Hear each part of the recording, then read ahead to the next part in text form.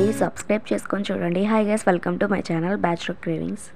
ఉసిరికాయల సీజన్ వచ్చింది కదా, ఉసిరికాయ పచ్చడి పట్టుకున్నారా? పట్టుకోకపోతే పట్టేయండి. మరి ముందుగా 50 గ్రాముల వరకు మెంతులు తీసుకొని బాగా ఫ్రై చేసుకొని పక్కన పెట్టుకోవాలి.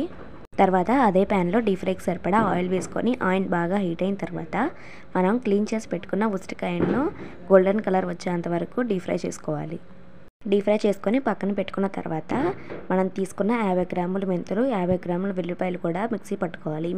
మనం ఫ్రై చేసుకున్న 1/2 కేజీ ఉసిరికాయల్లో 1.5 గ్లాస్ వరకు కారం, అలాగే గ్లాస్ వరకు ఉప్పు వేసుకోవాలి. నానబెట్టుకున్న 100 గ్రాముల చింతపండుని రసం తీసుకొని వేసుకోవాలి. తర్వాత 1/4 కేజీ వరకు ఆయిల్ వేసుకోవాలి. ఆయిల్ కూడా వేసుకున్న తర్వాత ఇందాక మనం మిక్సీ పట్టుకున్న వెల్లిపాయలు, మెంతుల పొడి కూడా వేసుకొని కలుపుకోవాలి.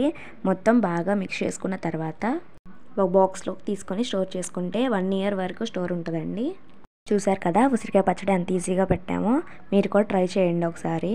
వీడియో నచ్చినట్టయితే లైక్ చేయండి, షేర్ చేయండి.